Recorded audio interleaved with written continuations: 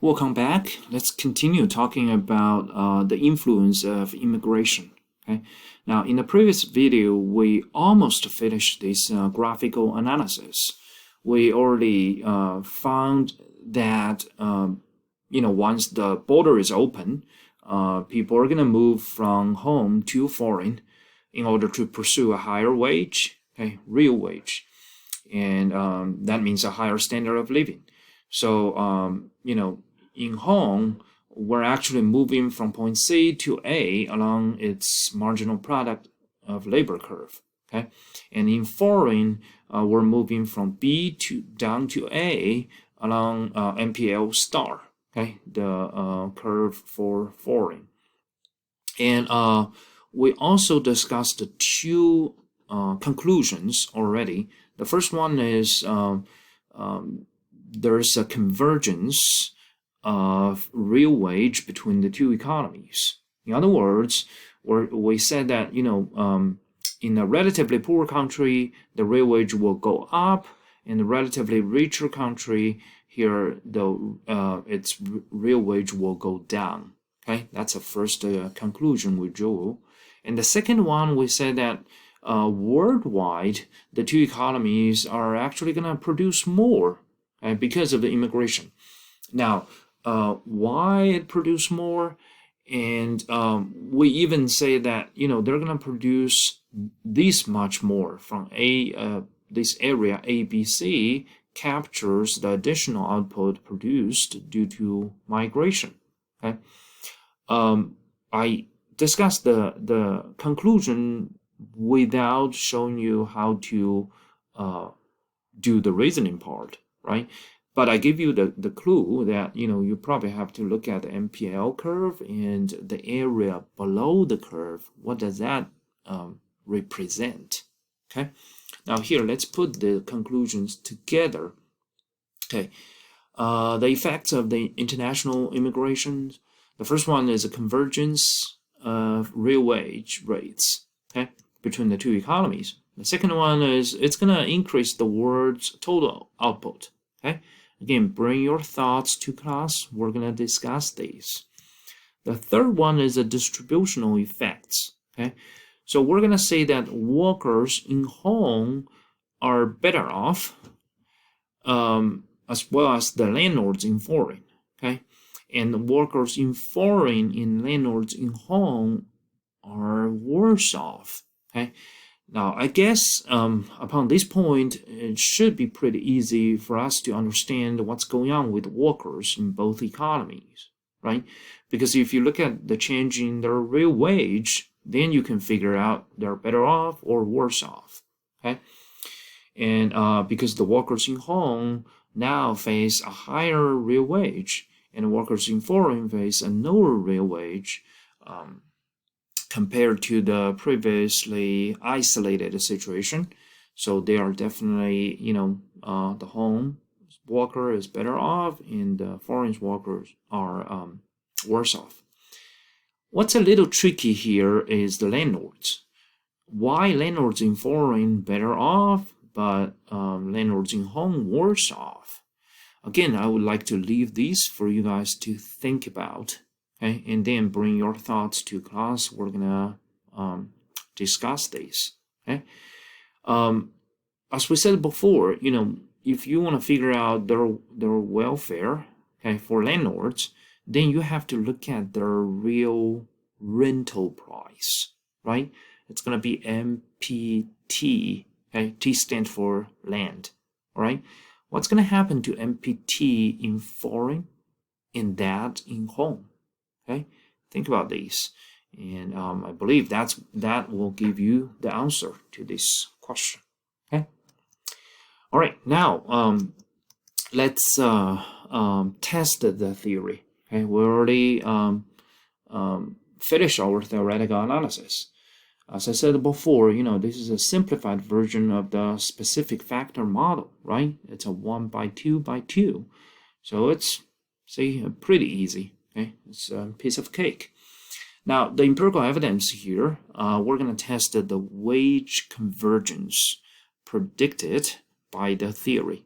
Okay, Now, the theoretical claim is, after the immigration is allowed, okay, a neighbor can cross the border pursuing a higher wage, then we're going to see the real wage rates between the two economies are going to converge, okay, and finally equal even.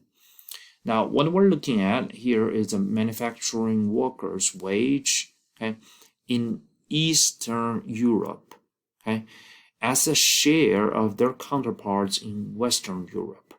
In other words, here, if you look at late 1990s, okay, for example, that number is around 15%. In other words, the manufacturing workers' wage in Eastern Europe was approximately 15% of their counterparts' wage in Western Europe. Okay, so again, you see a significant gap in their wage between Eastern and Western Europe. All right, but what we find here is after the year 2000, after European Union was established, and workers becomes easier to migrate to different countries in EU, right? Especially go from Eastern Europe to Western Europe. Okay, so we see, for example, a lot of workers migrated from Poland, Romania, right, Serbia, for example, to Western European economies, okay, like Germany, France, Belgium, okay, Netherlands. So we find that after the year 2000, this ratio continuously going up. Okay, again, look at the overall trend. Okay, and in 2015, this number was approximately 26 or 27%. In other words, there's a 10 percentage points increase during this period of time. Okay, now this is definitely a supportive evidence of our theory, right? Because we do see the convergence of the real wage rates. I'm sorry. Okay.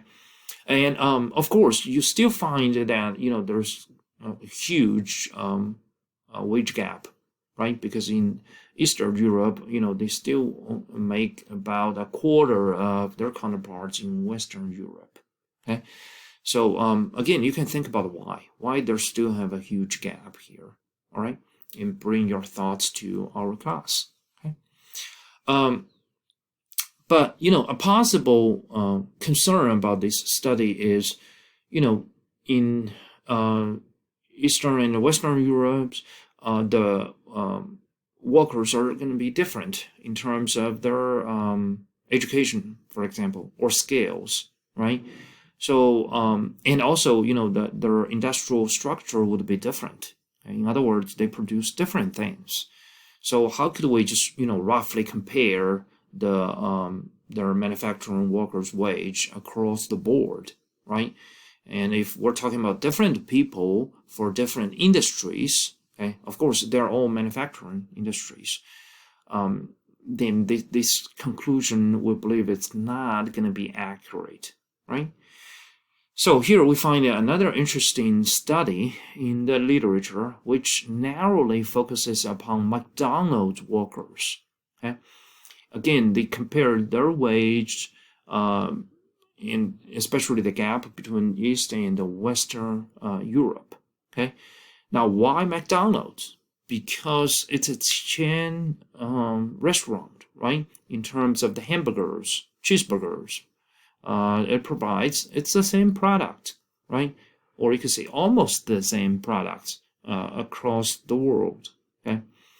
And the workers they hire requires very similar skills, okay? Or even the educational background. So here you find that, we're kind of more likely to make apples to apples comparison, okay? Again, the number here shows in 2007, I believe, in Eastern Europe, McDonald's workers' average wage is approximately 20% of their counterparts' wage in Western Europe. But between 2007 and 2012, in these 5 years, we do find this ratio went up. Okay? In other words, there is evidence of convergency among their wage rates, okay, predicted by the theory. All right. So it looks like, the theory works well along with real-world data. Okay. Now here, we already wrap up our discussion about the influence of immigration. Okay. And let's draw the conclusion for the whole chapter. Okay. And remember, the goal of this chapter is to talk about distributional effect of international trade. Okay. And we used, technically speaking, the specific factor model, which is 2x3x2. Okay. And we discussed the change in welfare of workers, capital owners, and landlords. Okay. And some of them becomes winners, some of them becomes losers, okay, because of international trade.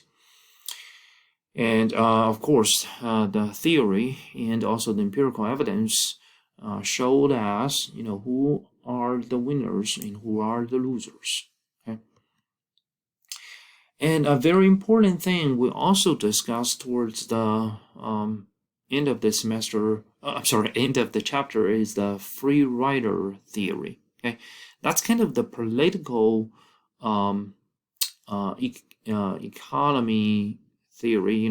Help us understand how this could happen. Okay, in other words, how could international trade benefit a small group of people at the expense of the majority? Okay. All right, and finally, here in this chapter, we discuss the effects of immigration, okay, with a simpler version of the specific factor model. All right, so that's it for this chapter.